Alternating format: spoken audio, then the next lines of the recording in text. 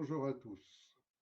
Je ne vais pas vous ennuyer avec les systèmes habituels. On met une petite vidéo d'introduction, on fait un beau décor derrière soi, et on met des images percutantes.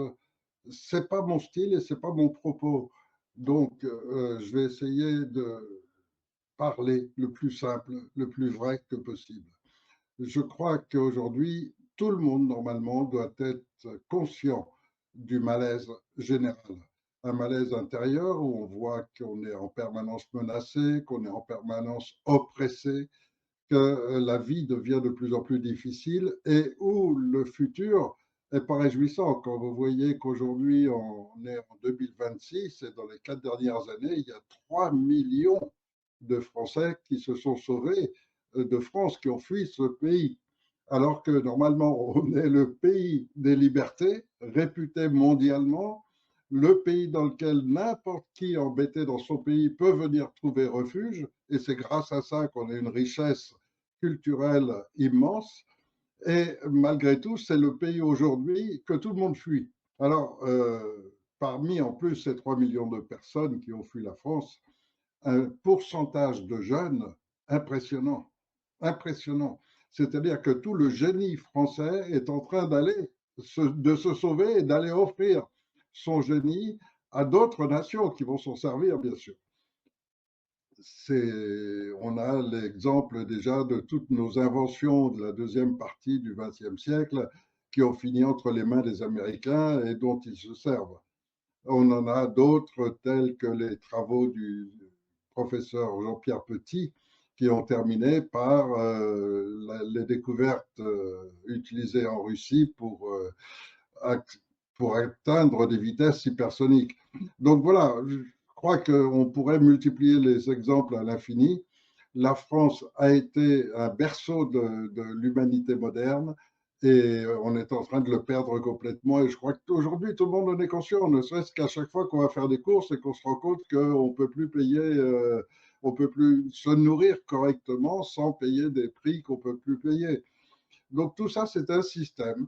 On est en plein dedans et je vais vous offrir plusieurs vidéos qui vont se suivre, qui n'ont rien à voir entre elles, mais qui vont vraiment décrire parfaitement un système. Mais tout d'abord, je vais vous parler de moi. Lorsqu'ils ont lancé le programme en 2001, qui consistait donc à faire sauter les tours aux États-Unis, pour justifier ensuite une attaque des pays soi-disant qui étaient coupables de cet attentat, euh, là, j'ai su que c'était le nouvel ordre mondial qui se mettait en place, c'est-à-dire le satanisme. Au cours de cette discussion, je vais vous en expliquer un peu plus là-dessus. Mais je le savais.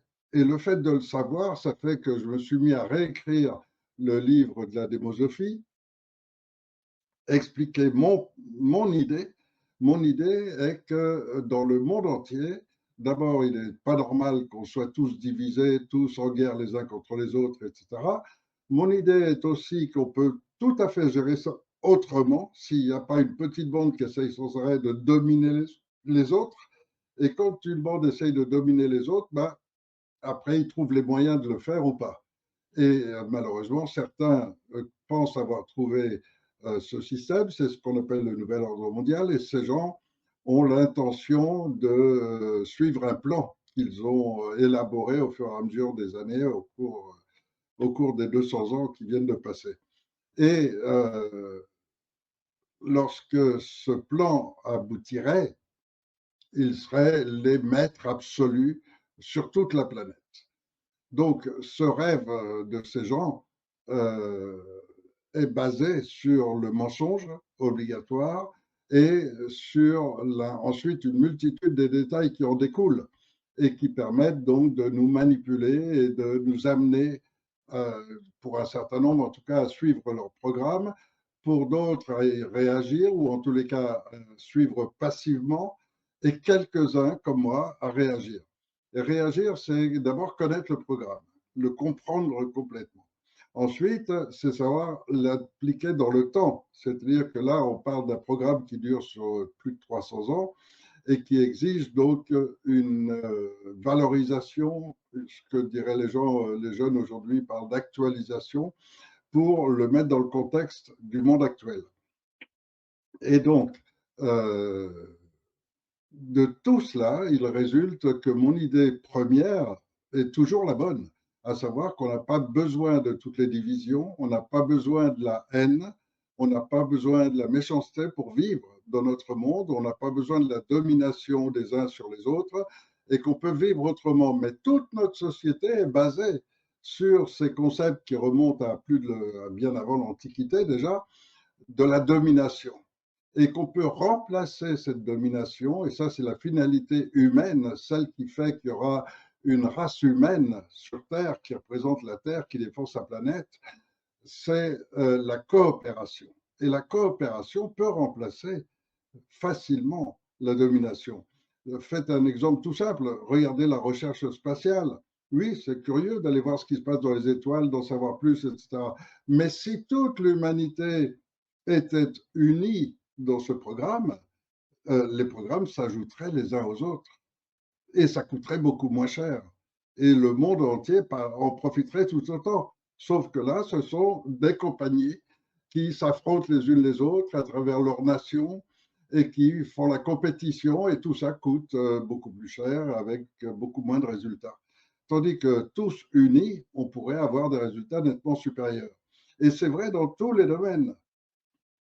Donc, je vais vous inviter à suivre des différentes personnes. Dans cette première vidéo, je vais vous inviter à suivre différentes personnes une personne dont l'expression, en tous les cas à travers cette vidéo, je ne la connais pas personnellement, mais dont l'expression à travers cette vidéo est exactement ce que je ressens, ce que je pense et ce que j'ai déjà dit, mais sous des formes moins élaborées peut-être.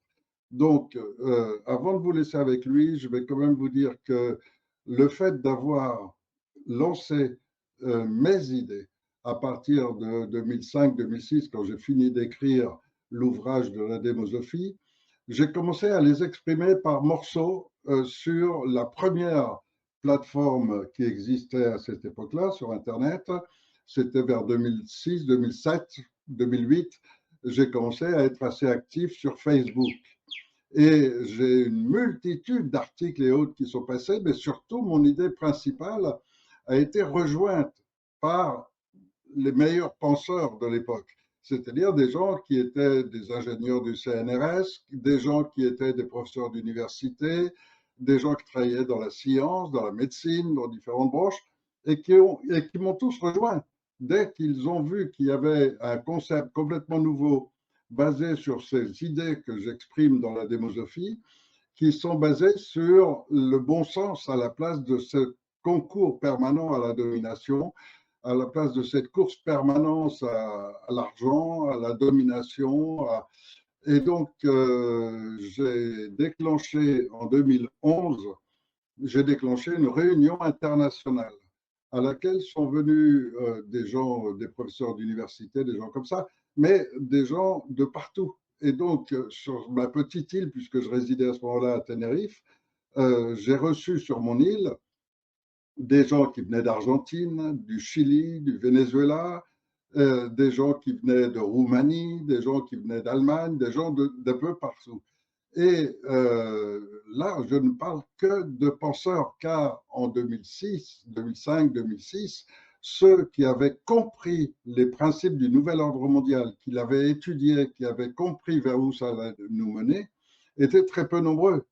Et donc, on s'est retrouvé à une vingtaine seulement, une vingtaine de personnes de toutes nationalités, de tout pays du monde, où on s'est retrouvé et qu'on a fait cette réunion tous ensemble. Et la réunion tous ensemble rejoignait complètement mon idée première qui était euh, qu'il faut une révolte mondiale, il faut une révolution mondiale, il faut que l'humanité domine complètement les politiciens, que ce soit l'humanité qui se dirige elle-même, mais que ça nécessite une organisation, une structure, une pensée beaucoup plus élaborée.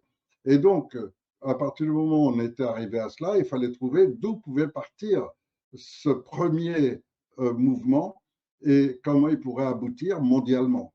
Et la réponse de tout le monde, après 7 jours passés ensemble, était la France. Pourquoi la France? Parce que la France avait d'abord un système constitutionnel bien précis qui permettait de le faire, avait également une réputation déjà mondiale déjà établie et avait une position actuelle, telle que par exemple la position de la France à l'ONU, qui permettait ce discours et qui permettait d'atteindre le monde entier. Et donc, on est parti sur cette idée, et c'est comme ça que je me suis retrouvé, moi, celui qui doit lancer ça en France. Et c'est pour ça que j'ai quitté mon île, j'étais très heureux à Tenerife, pour aller en France et me lancer dans mon premier réflexe, c'était d'abord d'essayer de trouver quelqu'un qui représente la démosophie. Donc un penseur, un philosophe, quelqu'un basé sur l'intelligence, sur la bienveillance et en même temps qui ait parfaitement compris tous les schémas et qui sache comment les gérer. Et je suis venu en France pour ça et j'ai trouvé personne. Mais vraiment personne. Je n'ai pas trouvé de gens vraiment pointus, vraiment connaissants.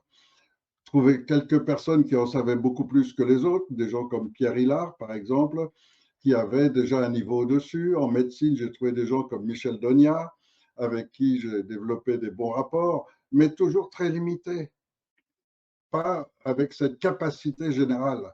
Et donc, voilà pourquoi je me suis retrouvé coincé en France quelque part et donc rapidement à prendre, à m'installer en France, à venir m'installer en France, tout en gardant un pied à terre à Tenerife, bien sûr, mais m'installer en France au moins le temps d'essayer de faire avancer les choses dans ce sens-là. Et bon, le résultat, on en parlera après. Donc, pour l'instant, je vous laisse avec un premier monsieur, il s'appelle Kawani.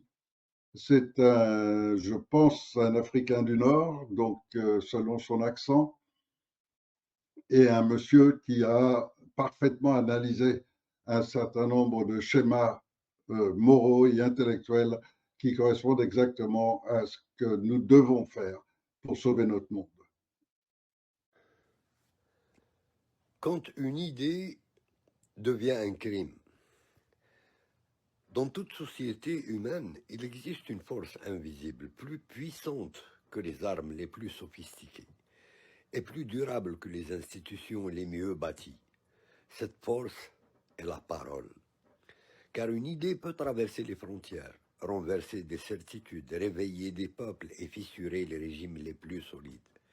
Et c'est précisément pour cette raison que les pouvoirs autoritaires ont toujours compris quelque chose que les sociétés libres oublient parfois. La parole n'est pas seulement un droit, elle est un pouvoir.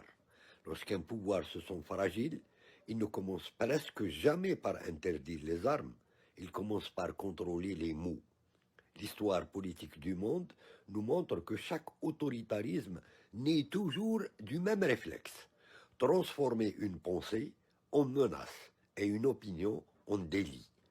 C'est ainsi qu'apparaît ce que l'on appelle le délit d'opinion, c'est-à-dire la situation où un individu n'est pas puni pour ce qu'il a fait, mais pour ce qu'il a pensé ou pour ce qu'il a osé dire publiquement. Dans une démocratie authentique, cette notion devrait être une contradiction absolue, car le droit pénal est censé juger des actes concrets, un vol, une agression, une fraude. Mais lorsqu'un État commence à juger des intentions, des interprétations ou des paroles critiques, alors la justice cesse d'être un instrument de régulation sociale pour devenir un instrument de contrôle politique. Ce phénomène est rarement assumé ouvertement, car aucun pouvoir moderne n'admet volontiers qu'il emprisonne pour une idée. Il préfère utiliser ce que les juristes appellent des qualifications élastiques, des termes suffisamment vagues pour pouvoir contenir presque n'importe quelle critique. On parle alors d'atteinte à l'unité nationale, d'outrage aux institutions, de diffusion de fausses nouvelles, d'incitation à la haine ou d'atteinte à la sécurité publique. Ces expressions peuvent avoir un sens légitime dans certains contextes, mais elles deviennent dangereuses lorsqu'elles sont utilisées comme des filets juridiques capables de capturer toute parole dérangeante. C'est ainsi que le délit d'opinion devient un caméléon juridique. Il ne se présente jamais comme tel, il se déguise toujours en protection de l'ordre public. Mais derrière cette façade se cache une transformation profonde du rapport entre le citoyen et l'État. Dans un système où l'on peut être poursuivi pour une interprétation ou une critique, la parole cesse d'être un espace de débat et devient un terrain miné où chaque phrase peut être interprétée comme une intention hostile. C'est là que s'installe un phénomène encore plus puissant que la répression elle-même, ce que les sociologues appellent l'effet de refroidissement, the chilling effect. Le véritable objectif du délit d'opinion n'est pas seulement de punir celui qui parle, mais de faire taire tous les autres en créant une atmosphère de peur diffuse, où chacun commence à se censurer lui-même, sans qu'aucun policier n'ait besoin d'intervenir. À ce moment précis, la société entre dans une phase silencieuse de l'autoritarisme, car la censure la plus efficace n'est pas celle qui vient de l'État, mais celle que les citoyens intériorisent eux-mêmes.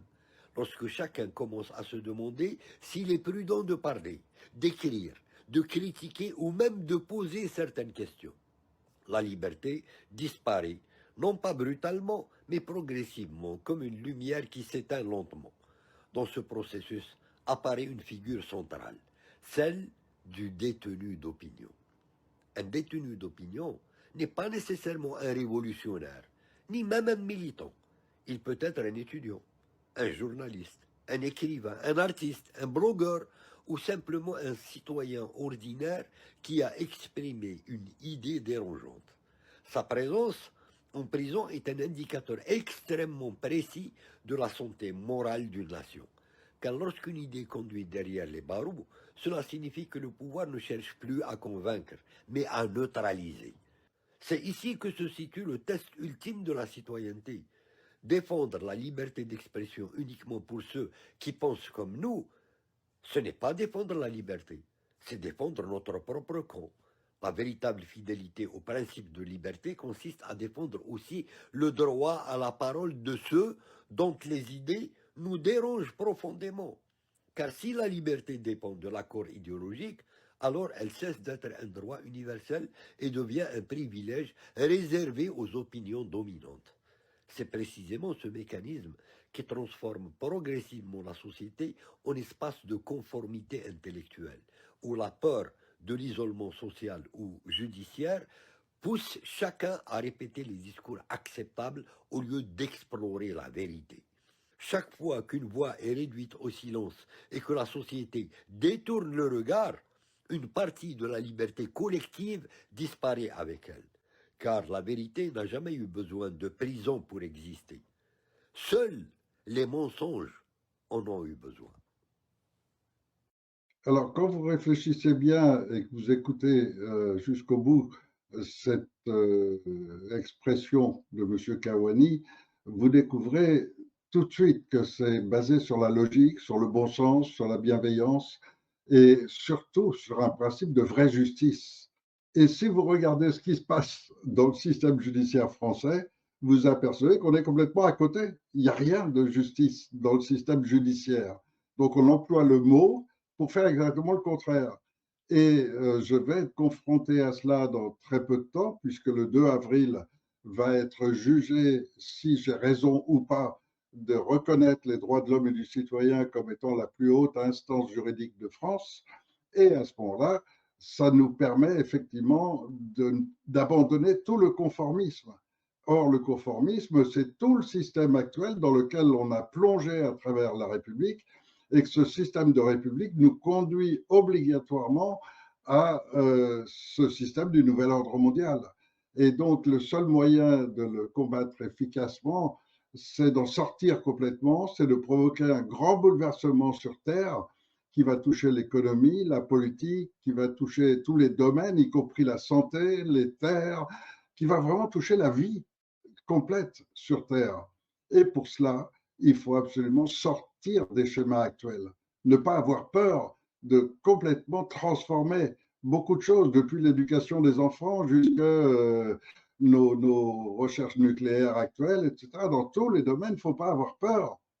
Et affronter la peur, est souvent ce qu'il y a de plus difficile pour beaucoup de gens. J'ai récemment rencontré encore un général qui me disait c'est parfait, tout votre système est merveilleux, je vous connais depuis longtemps, je vous suis depuis longtemps, mais c'est de l'utopie. Les gens ne peuvent pas suivre cela parce que c'est beaucoup trop, ça représente un changement trop fort pour les gens.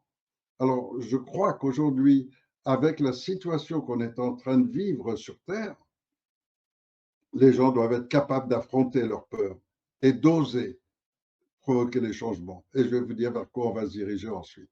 Mais d'abord, je voudrais que vous connaissiez déjà la vraie situation en France, car vous avez en permanence des gens qui vous disent on déteste la police, c'est la police le problème, etc. Vous avez des gens qui vous disent le contraire, il faut plus de police, beaucoup plus rigide, etc., sans se rendre compte que tout ça est une manipulation totale. Et je vais vous en donner la preuve avec ce discours d'un monsieur qui reste anonyme, mais qui exprime très bien les réalités. La réalité de la police, ce n'est pas des gens spéciaux, ils ne viennent pas de Mars, c'est nous-mêmes.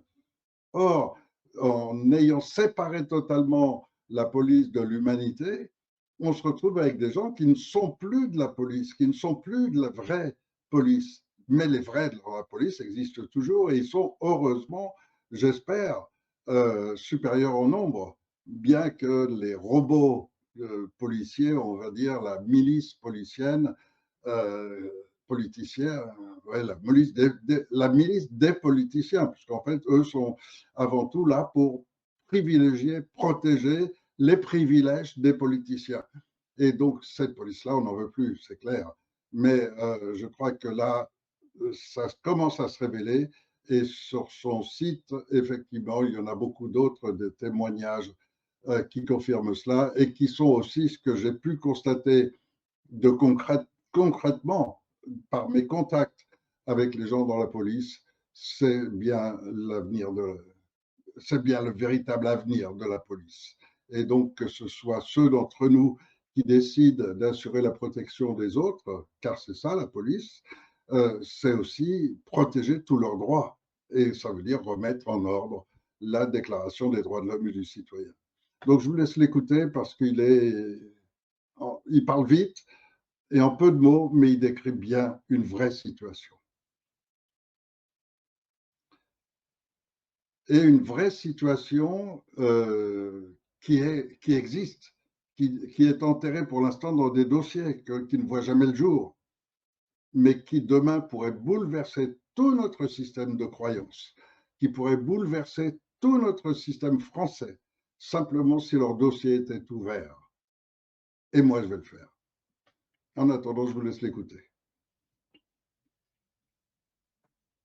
Des policiers nous ont écrit. Vous voulez des révélations? Alors ouvrez grand vos oreilles et accrochez-vous, parce qu'on ne parle pas du petit secret de Polichinelle que tout le monde murmure dans les salons. On parle de ce que les policiers balancent à Darkness quand ils ont la rage au ventre, quand ils savent qu'il n'y aura ni montage, ni trahison, ni récupération médiatique pourrie. Ils parlent parce qu'ils crèvent de ce système qui les utilise comme du papier toilette et qui vous ment droit dans les yeux. Les chiffres de la délinquance qu'on vous donne, c'est de la pisse de chat. Un pur mensonge d'État. Ils ne se contentent pas de maquiller, ils enterrent littéralement la réalité sous le tapis. Des agressions sexuelles requalifiées en simples attouchements pour ne pas plomber les stats des viols et garder les subventions. Des tentatives d'homicide qui finissent en violence avec armes pour éviter les assises et les emmerdes administratives. Parce que le ministère veut des tableurs Excel bien propres pour ses plateaux télé. On force les agents à décourager les gens de porter plainte. Ça ne servira à rien, disent-ils.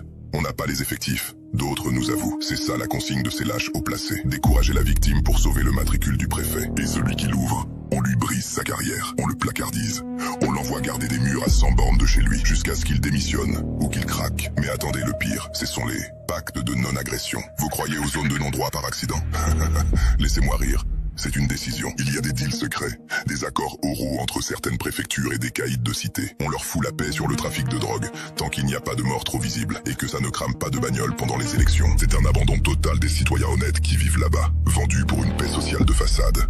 On laisse les quartiers pourrir parce que c'est trop risqué politiquement d'intervenir. En gros, l'État a capitulé et il vous crache à la gueule en disant qu'il reprend possession du terrain. Et les manifs, vous voulez savoir la vérité sur le chaos. Ils savent exactement qui sont les types qui vont tout péter. Ils ont les noms, les visages.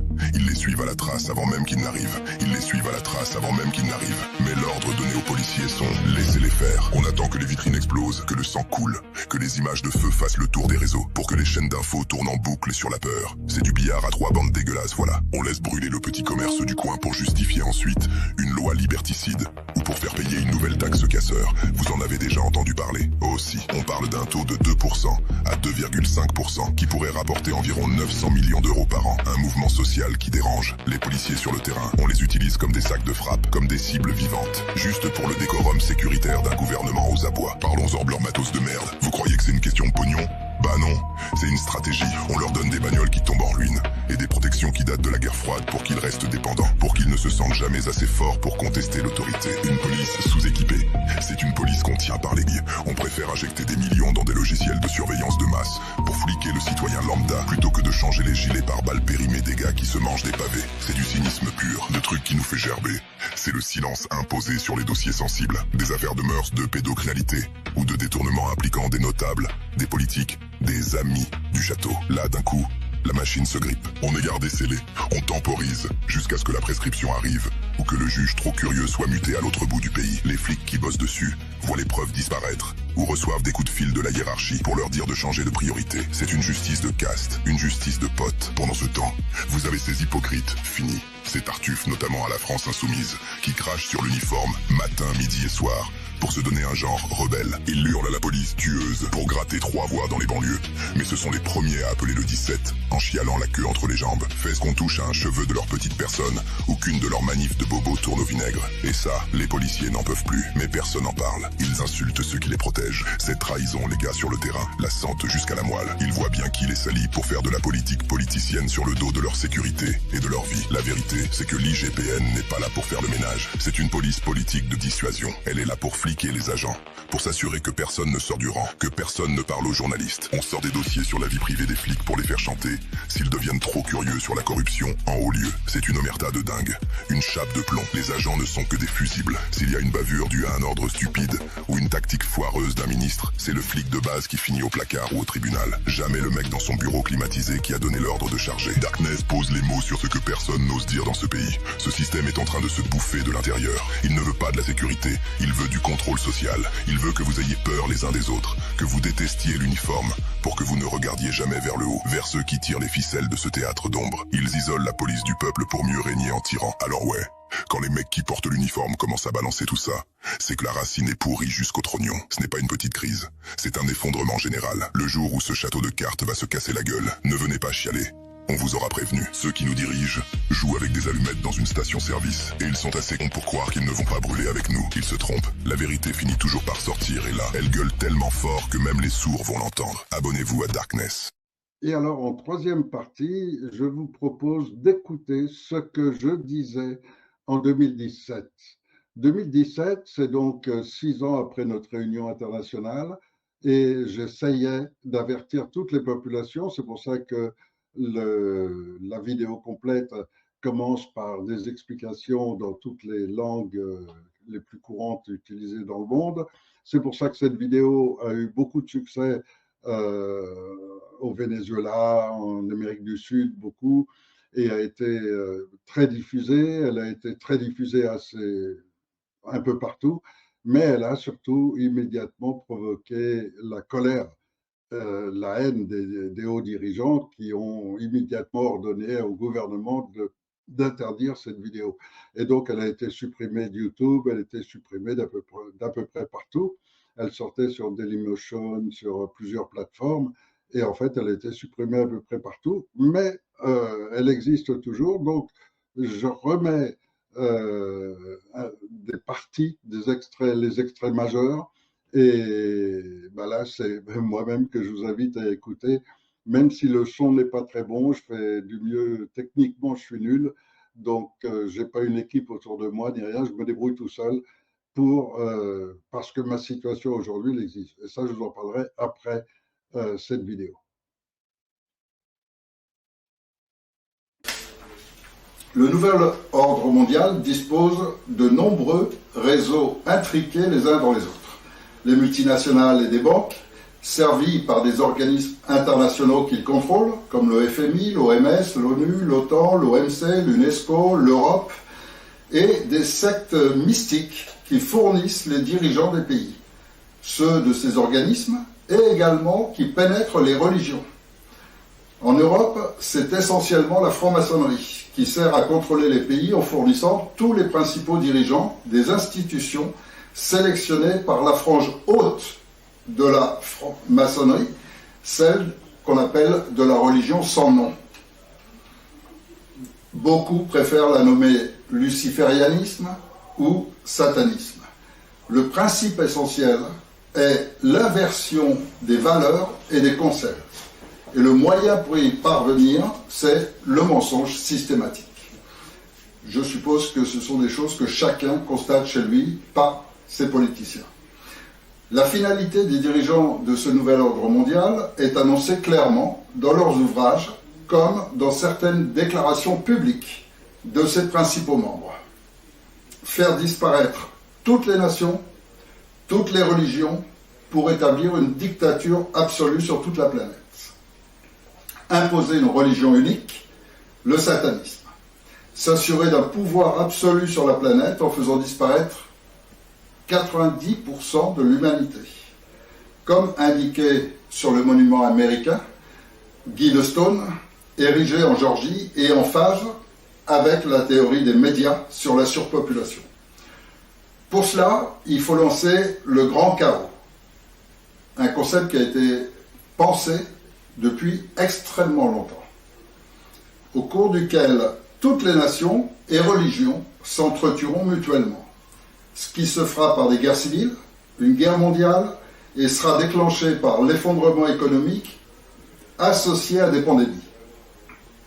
Tout cela étant programmé doucement, c'est-à-dire que ça ne vient pas brutalement, ça se fait progressivement, d'où la difficulté pour le public à s'en rendre compte, et c'est pourquoi la règle qu'ils suivent est dénommée dans une circulaire qui a été découverte, qui s'appelle « Armes silencieuses pour guerre tranquille ». Ce programme d'armes silencieuses pour des guerres tranquilles est programmé pour être complètement en place en 2018. Nous sommes dans le dernier semestre 2017. Les tests économiques qui ont été faits sur la Turquie d'abord, puis l'Argentine, et récemment sur Chypre et sur la Grèce, annoncent ce qui va nous arriver bientôt en Espagne, en Italie, en Irlande, en France. Les vaccins contenant des agents stérilisateurs sont largement utilisés en Afrique, mais aussi maintenant en Inde, aux Philippines, en Indonésie, et toujours avec la complicité de l'OMS et des gouvernants du pays. L'affaire récente du Kenya montre que les vaccins sont bien utilisés pour provoquer des maladies et la stérilité. Le génocide mondial est donc déjà en marche.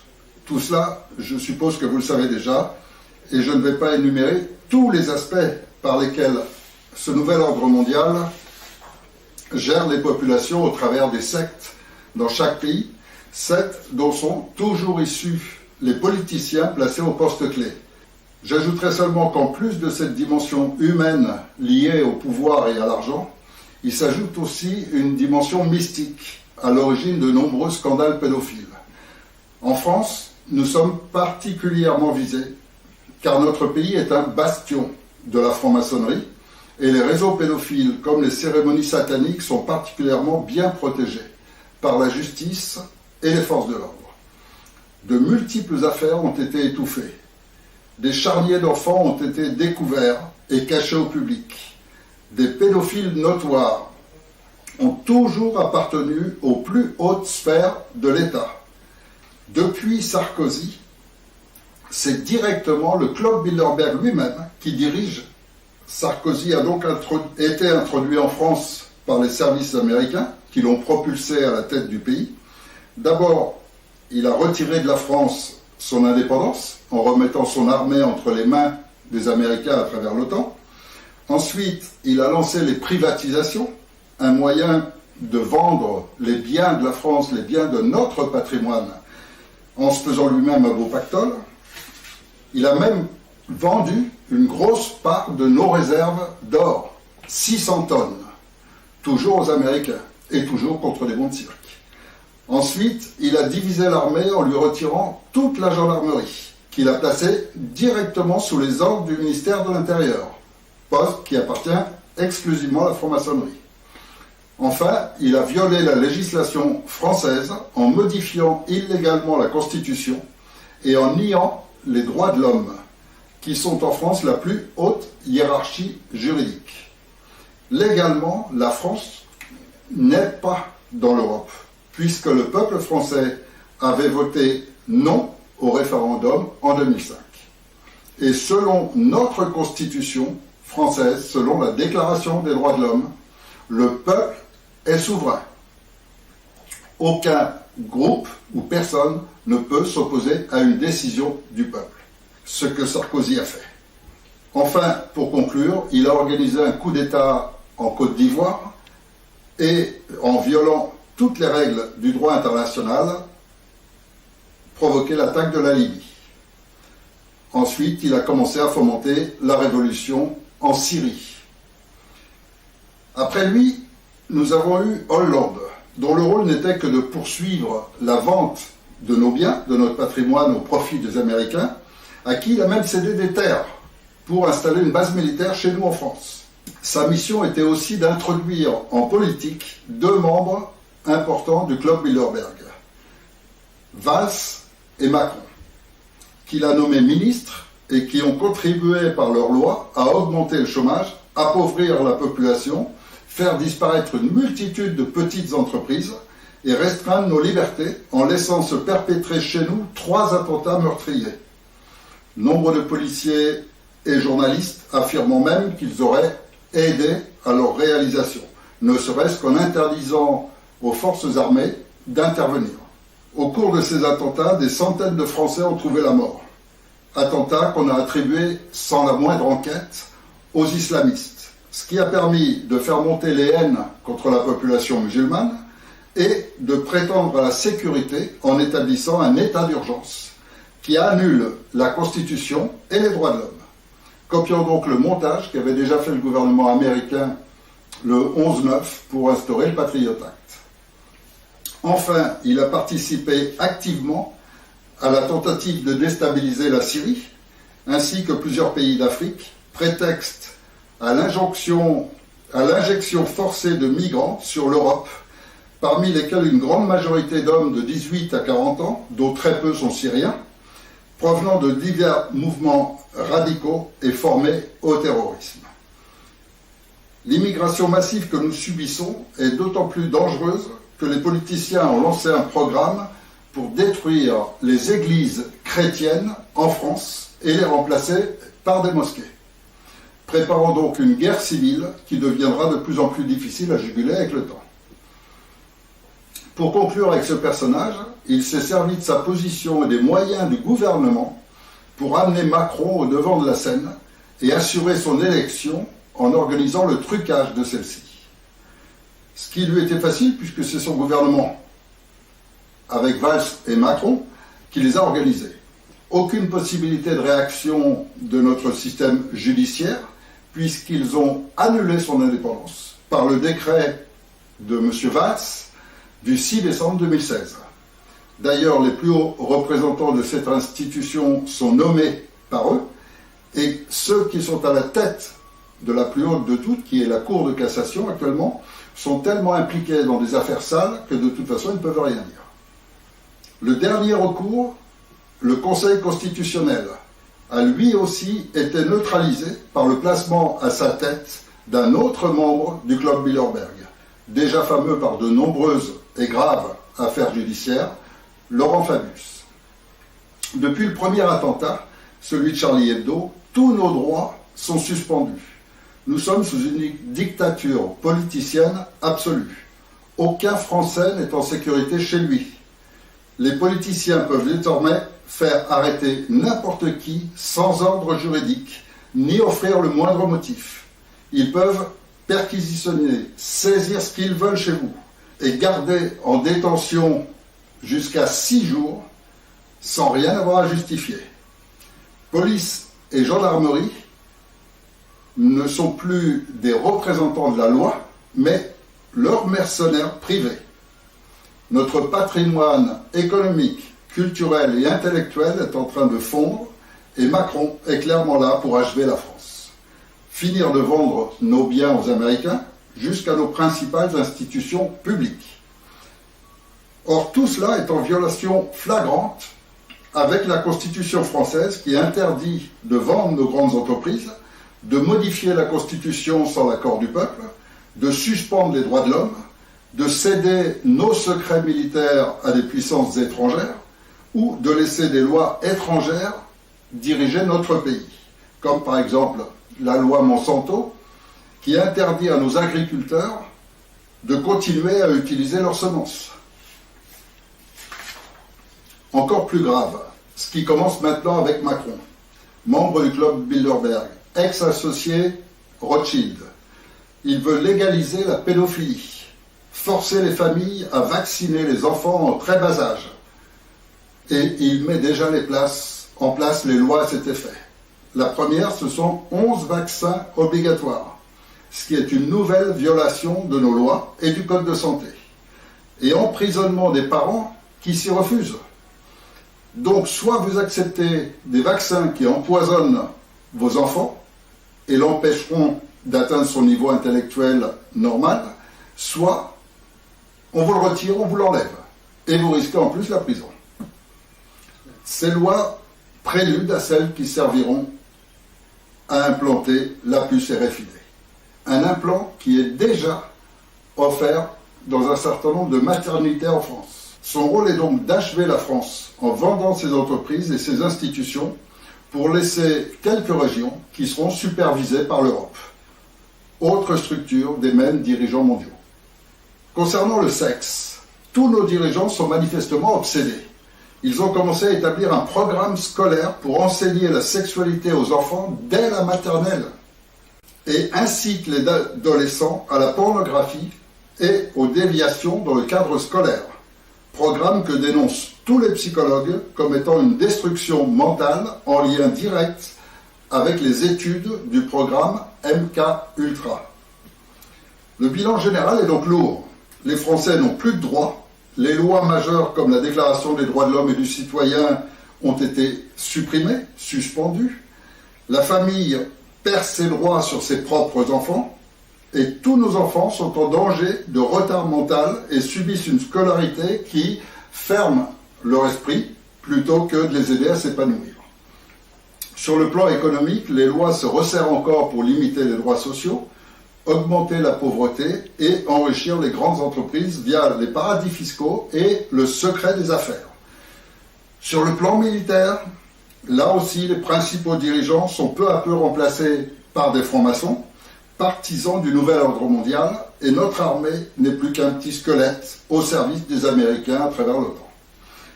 Obsession sexuelle, destruction de l'enfance, réduction sociale, privilège des grandes entreprises, mercenariat des forces de l'ordre, disparition de la justice, disparition des médias libres, censure Internet de plus en plus forte, suppression des droits des citoyens, élections truquées, mépris absolu des lois fondatrices du pays, destruction culturelle par l'éducation nationale, préparation de guerre civile par l'immigration et mise en vente de notre patrimoine national comme en Grèce. D'abord, rétablir l'état de droit en réhabilitant la Déclaration des droits de l'homme et du citoyen, afin que les forces de l'ordre procèdent légitimement à l'arrestation des principaux dirigeants, tous passibles, selon notre code pénal français, de peine d'incarcération supérieure à 15 ans. Annulation de la dette nationale, car elle est fictive, et mise en place immédiate d'un revenu universel pour redresser l'économie par la création monétaire indépendante. Lancement de la création d'une vraie constitution, donc rédigée par le peuple tout entier. Annexion d'une chaîne de TV, afin d'offrir un accès aux véritables informations. Libération immédiate des brevets d'utilité publique.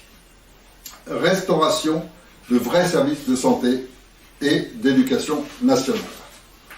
Et enfin, création d'une Cour suprême de justice basée sur les droits humains naturels, qui aura pour mission, dans un premier temps, de protéger la Déclaration des droits de l'homme et du citoyen pour qu'elle ne puisse plus être violée ni annulée. Dans un deuxième temps, elle pourra acquérir une dimension internationale. Je vais en parler dans quelques instants. Voilà donc les points essentiels qui permettront de sauver la France et qui seront probablement aussi utiles dans d'autres pays. La France est aujourd'hui donc, comme à la fin du XVIIIe siècle, l'espoir du monde, et ses 300 citoyens sont l'espoir de la France, le point de départ d'un changement complet de paradigme, car il ne fait aucun doute qu'un peuple libéré sera suivi par beaucoup d'autres, et que seuls les dirigeants décident des guerres. Aucun peuple n'en veut.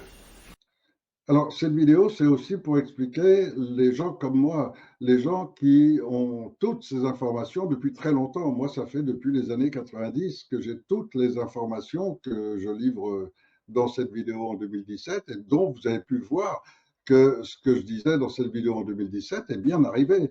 Il y a bien eu la fausse pandémie, il y a bien le mariage pandémie, effondrement économique, il y a ensuite la deuxième partie du grand chaos qu'ils ont prévu qui doit être suivi donc par la guerre civile, la guerre mondiale, et tout ça est en cours, on est en plein dedans.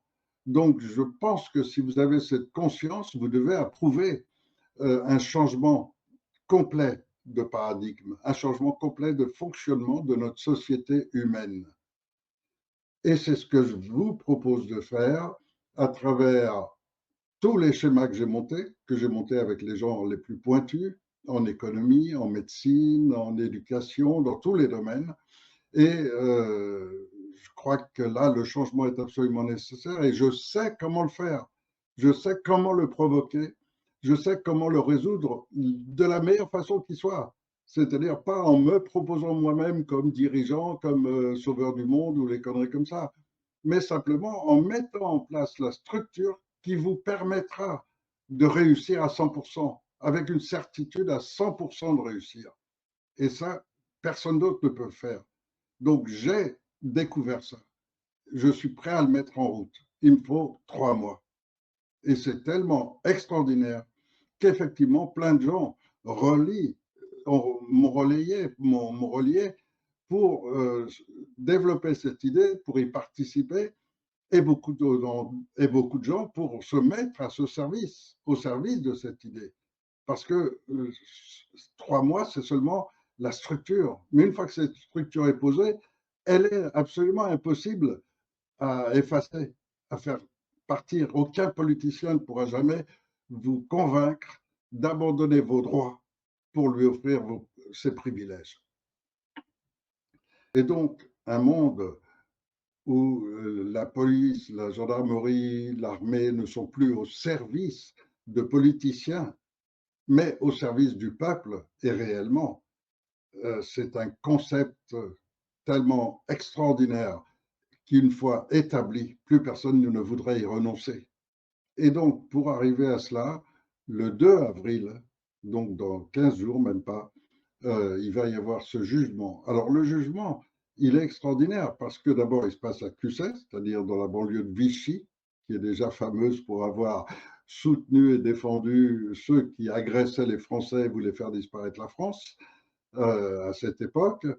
Et là où on trouve donc les traîtres majeurs à la France.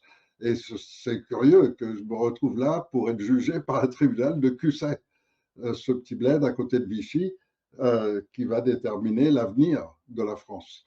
Et encore une fois, ils l'ont fait à la méthode maçonnique, c'est-à-dire on inverse, on enlève les raisons profondes, les raisons vraies, pour les remplacer par les petites astuces et nuances juridiques qui s'appliquent selon des lois toutes récentes qu'ont fait les politiciens. Et donc, les politiciens sortent une loi comme quoi il est interdit de critiquer le président de leur secte et claquent avec ça, les juges qui sont à leur service vont mettre en prison des gens pour avoir exprimé des idées seulement. Et c'est comme ça que des gens comme Vincent Renoir se retrouve en prison pour avoir écrit un livre, pour avoir défendu et mis en avant les mensonges des gouvernants. Et donc, le 2 avril, on a une opportunité extraordinaire car ils ne peuvent pas essayer de m'attaquer là-dessus sans remettre en cause ce qui fait la France. Et ce qui fait la France, c'est la Déclaration des droits de l'homme et du citoyen de 1789 et tous les mensonges qui ont suivi après et qui ont été révisés, retouchés dans l'histoire, etc., pour faire croire au monde que c'est de la démocratie, mais alors que c'est tout le contraire. Donc, tout cela va être mis au jour le 2 avril avec cette prière que beaucoup de gens font, qu'on tombe sur un juge intègre. Tomber sur un juge intègre, aujourd'hui dans l'institution judiciaire, il y en a 20% à peu près qui peuvent être intègres. Mais en trouver un qui en plus ait les couilles de le poser, d'avancer dans ce sens-là, c'est totalement extraordinaire. Mais là, on aura affaire à un grand homme, un homme qui jouera un rôle majeur dans les principes judiciaires qu'on mettra en place. Car tout le système judiciaire doit être complètement revu et pour ça, il faut un homme intègre à 100%. Et ce serait extraordinaire. Mais si on tombe sur un homme comme ça, la France est sauvée et le monde entier est sauvé de toutes ces guerres, de toutes ces folies. Car l'enchaînement est logique, il est évident. Imaginez que demain, ce juge soit intègre et approuve et accorde tout ce que je vais demander. Imaginez simplement que, donc, immédiatement, les forces de l'ordre deviennent au service du peuple. L'armée devient au service du peuple. Les principaux généraux qui ont été choisis par Macron, qui sont de sa bande, qui sont de son, peut-être de son lit, j'en sais rien, mais voilà, tous ces principaux généraux vont être parmi les premiers arrêtés par leurs propres hommes. C'est un bouleversement secondaire, tout petit, à côté de ce qui va suivre, car le bouleversement va toucher toute l'économie mondiale, va transformer la guerre Iran-Israël en un rien de temps, va transformer tous les principes de la recherche spatiale actuelle, vont transformer tous les systèmes énergétiques. Tout va être totalement transformé parce que ce schéma, une fois qu'il est démarré, il ne pourra plus s'arrêter. Et il voudra, et très rapidement, je peux vous garantir que l'Italie, l'Espagne, l'Allemagne, la Belgique seront immédiatement avec nous et vont nous suivre immédiatement. C'est un bouleversement mondial qu'on va créer, que vous allez créer. Et donc, ce juge a entre les mains un pouvoir plus qu'immense. Mais si par hasard et par chance, on tombe sur un juge intègre, alors oui, le monde entier va changer, et très vite. Et on n'aura plus peur du lendemain, on n'aura plus peur de l'avenir, on n'aura plus des jeunes de 25 ans qui disent « est-ce que je peux faire des enfants dans le monde, dans quel monde ils vont vivre ?» Tout ça, ça sera fini. On sera enfin en paix. Voilà, j'espère que toutes ces vidéos, ces manières de me présenter entre elles, etc., ça vous aura sûrement embêté, mais bon, je n'ai pas trouvé d'autre moyen d'organiser cette vidéo. C'est certainement la dernière que je fais avant le 2 avril. Et j'ai déjà pas mal de soutien, bien sûr, des victimes de la justice, les Gilets jaunes et autres qui soutiennent bien sûr la vraie justice. Soutien de toutes ces familles qui sont privées de leurs enfants parce qu'on leur a enlevé, et donc les placements abusifs. Soutien, en fait, j'ai le soutien de tout le monde, de tous les gens logiques et pensants. En revanche, j'ai les ennemis les plus puissants de France, les politiciens, les aigris, les jaloux, tous ceux qui voudraient avoir leur chance dans la République, dans leur système, et qui rêvent de prendre une place dans ce système. Voilà, tout cela, je vais les avoir comme ennemis. Ils ont plus d'argent que nous tous, puisque 1% d'entre eux sont plus riches que nous tous réunis. Ils contrôlent toutes les institutions, ils contrôlent tout. Jusqu'à présent, ils contrôlent absolument tout. Demain, ils ne contrôleront plus rien. et, et ça leur fera assez peur pour que moi-même, ils vont tout faire pour essayer de me faire disparaître. Et de quelle manière, j'en sais rien. Mais en attendant, je suis là. Je vais passer en jugement le 2 avril s'ils ne trouvent pas moyen de me bloquer avant. Et là, on aura une chance de changer le monde.